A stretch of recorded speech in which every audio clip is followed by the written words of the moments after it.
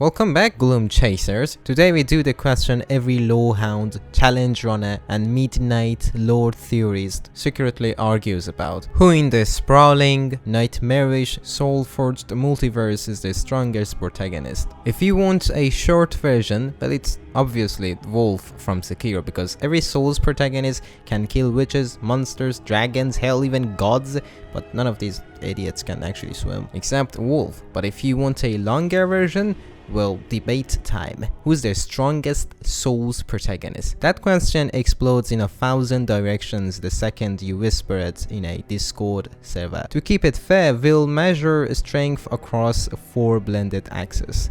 Who wins in a direct, no thrills duel? Who endures the impossible and keeps fighting?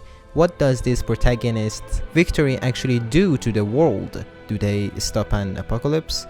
Rewrite reality, or claim a cosmic throne? To keep it short, I'm going to make it a little bit fair, but you have to understand this too. As you know, this is partially my own opinion, so some of you may not agree with me, which is, again, fair. Blunt instrument of fate, the slayer of demons. In many ways, the Slayer is the prototype of everything that comes after. A hollowed, nameless avatar who climbs fragmented regions of a kingdom to stop the old one. Lore-wise, the old one is the big, scary, a slumbering cosmic consumer whose awakening would devour Boletaria's reality. The Slayer's canonical role is simple and huge: contain or stall an apocalypse. Demon's Souls frames the world as a kingdom, slowly consumed by a spreading demonic influence, and the old one is the source. The Slayer is the human answer to a non-human catastrophe. They're not given grand titles or divine lineage. They are a mortal thrown at a monster that eats worlds, which is not fair. That undercuts any "I was born destined to do that" to do this kind of bragging. It's not Game of Thrones basically, but it massively elevates the Slayer's practical importance. My guy, the Slayer defeats ancient demon lords and scales a realm that only a lunatic or desperate guy would. Basically, I'm talking about you guys though. Facing and halting the old one, in lore terms, that's stopping a world consumer. That's crazy. Also, the Slayer mechanically is a blank slate, which in FromSoft terms is powerful. They can be everything basically. Being a jack of all trades makes this guy adaptable in canon and gameplay. Against a single powerful foe, the Slayer is flexible and experienced in facing large or grotesque entities. Against someone like Wolf, a precise duelist, the Slayer's versatility matters. Against cosmic beings, the Slayer's power looks mortal, but stopping a reality eater is arguably more consequential than blunting a tyrant. The barrier of the course. TS2 intentionally models identity. The protagonist is a blank drawn to a kingdom of repetition, curses, and collapsing thrones. Dranglek, I hope I'm saying the thing right, is a place stitched from failed kings' ships. Each are wrong in a cycle of hunger and ruin. The barrier is by design a participant in this repetition, and also one of the few who can climb the ladder and confront the architect of the rot. Vendrick's story is core, a king who fought a titanic war, used forbidden strategies, and eventually withdrew into a hollowed shell. Nashandra, a schemer of otherworldly lineage, manipulates events. The barrier's journey is less about being chosen and more about surviving an invitation into decay. In cultural terms, the barrier occupies the role of the archivist judge. They pass through ruins, meet ghosts of social systems, and judge whether cycles will continue. The game is ambiguous about success, and that ambiguity is the point. The barrier is a mirror for the player and for the kingdom. Their lore function is poetic. Not the origin of light, but the person who must look at the scorch marks and decide whether to bury the past or prop it up. The barrier confronts Vendrick, who is symbolically and practically the spine of the kingdom's collapse. and he survives the onslaught of crafted beasts, giants and warped knights that embody a failing system. DS2's mechanics makes the barrier extremely flexible. Poise-centric builds, heavy armor tanks, fast Dex runner, hexes and hybrid magic, the barrier survives by enduring and adapting. This guy represents the human capacity to resist psychological decline. The ambiguity about whether they truly break the course complicates their canon standing, but their scale of action is unmistakable.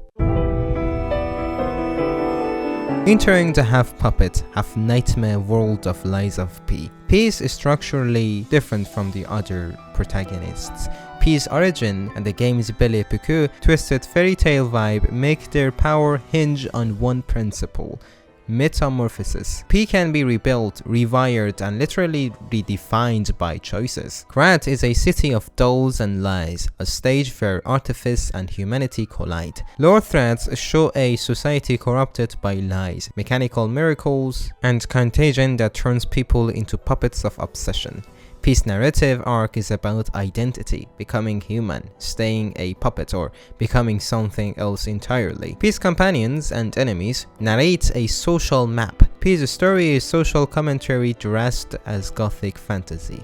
Their lore function is to put agency into assemblage, to ask whether emotion equals life, and to interrogate a community that shapes its soul through construction and deception. Depending on choices, P survives and either becomes a savior or a walking abomination who reshapes Krat's destiny. There are endings where P's existence alters the city's future, and also endings where P disintegrates into a monstrous symbol. Mechanically, P is a transformation mechanic. Weapons change form, augmentations modify physiology, and crafting allows radical builds. This morphological flexibility is a combat multiplier. P can be brute first one fight, stealthy and surgical the next, and a mechanical terror in the last.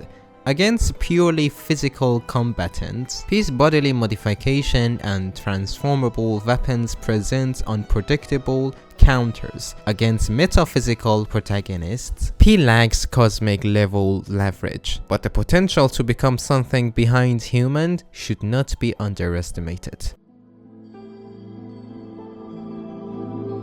The Chosen Undead is a mythic in a direct way. Dark Souls 1 places the player before the first flame, the origin of the Age of Fire. Standing at the Kiln to fight Gwyn is not a normal boss run. It is a confrontation with a foundational act that shaped the world's metaphysics. The Chosen's decision to link or refuse the flame is an act of epochal consequence. Gwyn is the first of the lords. The first flame created history as players know it. Light, disparity, gods, and mortality. The Chosen's link can stitch the age back together. Letting it die invites darkness. Both are heavy. The Chosen cultural role in the game's world is both terrifying and liberating. They are the person everyone projects their fears and hopes onto. Villagers whisper of fire, knights remember glory, and hollowed souls look for answers. The Chosen's law, therefore, is the locus where history becomes decision. That's why their story reverberates behind their individual fights. He slays Gwyn, confronting the architect of the Age of Fire. He defeats humanity's abyssal and primordial threats, Manus, Four Kings, and more. There are not minor scuffles. They reach into the soul of what it means to be human in that universe. But about facing a direct cosmic actor like a great one, the Chosen's link to flame choice is more world state than cosmic ascension. In a duel, a Chosen Undead made into a god-slaying build can beat many opponents, but their unique power is symbolic. They stand before the origin and chose continuation or omission. Few protagonists stand in front of a creation myth and get to pull a lever. The Chosen's power is existential, the option to continue the world's current logic or to surrender it. That is rare and enormous. Sekiro's wolf plays by different roles. His power is precision, reflex, and prosthetic arm that is an entire toolbox, formula for a dance of posture and parry. Wolf isn't the kingmaker in the political sense. His relevance is intimate and surgical, protecting Kiro and dealing with the dragon blood immortality that distorts fate. Kiro is the divine heir. His dragon blood ties immortality and rebirth to a lineage. Wolf's duty is to protect that lineage or to free the world from its hold. That's a metaphysical knot. Many protagonists confront abstract cosmic forces. Wolf confronts the mechanics that keep immortality bound to suffering. Symbolically, Wolf represents a classic Shinomi paradox, loyalty vs moral autonomy. The ways he can end the tale, preserve immortality, free people from it, or attach himself to it, make his law one of the personal, sacrificial agency. He defines strength as fidelity and the courage to perform a painful, perhaps lonely act of severing. Wolf faces monstrous generals, corrupted immortals, and in some endings confronts and ends the divine dragon's immediate influence on Kiro's destiny. Wolf can sever the chain that forces repeated suffering through immortality. Wolf's prosthetic arm gives him grappling hooks, flame vents, axes, and more. Mechanically, he's the master of breaking posture and delivering killing counters. Speed and precision are his currency. In one-on-one duel, Wolf's reflex-based combat gives him an edge against many. Against a heavy god like the Tarnished, sustained ranged magic or massive spells alter the match, but for close quarters, Wolf is among the most dangerous single combatants here. Wolf's power is surgical impact, not empire rewriting but string cutting on the metaphysical loom. He can stop a lineage of torment, which is a quiet but potent kind of heroism. In raw combat, few are more lethal. The Ashen One is a synthesis of history. TS3 explicitly layers centuries of the linking cycle and forces the player to confront a culmination, the soul of Cinder, an avatar of all those who ever linked the flame. Beat that, you've beaten a personified archetype, not just a single lord. Dark Souls 3 is self-conscious about legacy. The Ashen One isn't merely doing a job, they are the resolution of multiple ages. Each Lord of Cinder you reclaim was a person who once sacrificed themselves and became part of a tradition that sustains the Age of Fire. The world around the Ashen One, Lothric, Eldritch, Yorm, reads like a gallery of consequences. What becomes of those who try to be gods or saviors? The Ashen One navigates those examples and stands as an interpreter. Do you continue the ritual because of tradition's sacredness, or do you end it because the ritual has become a trap? The Ashen One's law job is to be that decision personified. Culturally, they are a figure everyone watches for answer. Their battles are not victories of conquest, but rites of interpretation. By defeating each lord, the Ashen One translates what sacrifice means in a world that has forgotten why it started. That makes their story painful but necessary. A cultural editor will decide which myths remain. He defeats the soul of Cinder, effectively fighting the embodied technique, weaponry, and will of every linker. That's both combat and symbolic triumph. And his combat is aggressive, fast, and often brutal. The Ashen One's kit can include transformed weapons, powerful spells, and a speed that often puts them ahead in fights. Against the Tarnished in a duel, the Ashen One is a warrior steeped in the techniques of predecessors, a living anthology of linkers. Against cosmic level threats, the result is similar to the Chosen's. Either continue a system or select a divergent future. The Ashen One's victory feels like editing the source of file of a long-running book. You don't just topple one king, you append a cultural program. That lever is extremely heavy. Now the Tarnished, Elden Ring expanded from soft's scale. Not only are fights bigger, the stakes are architecturally different. The Elden Ring is literally a metaphysical artifact that shapes the Golden Order. Pieces of it sit inside demigods, and every shard you claim rewrites the world's operating system. The lands between are fractured. Demigods are not just powerful rulers, they carry aspects of the Elden Ring itself.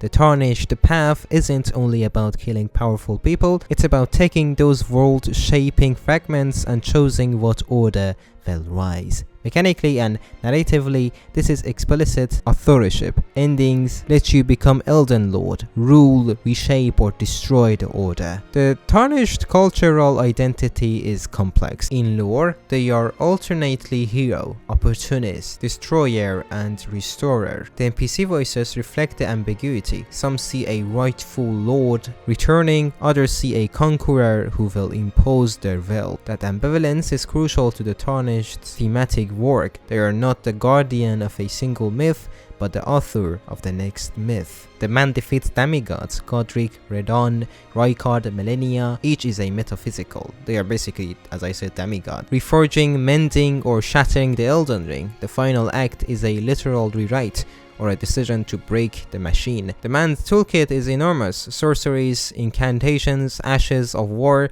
mounted combat, spirit ashes. You can fight as a colossal strength warrior wielding a demigod's blades, or a shore of sorcerer with meteor storms. If you ask who can most explicitly change the world, the Tarnished hand is the one on the keyboard. If the Tarnished wins, they install a new reality. The hunter might transcend ontology, but the Tarnished unapologetically writes a new social and metaphysical law.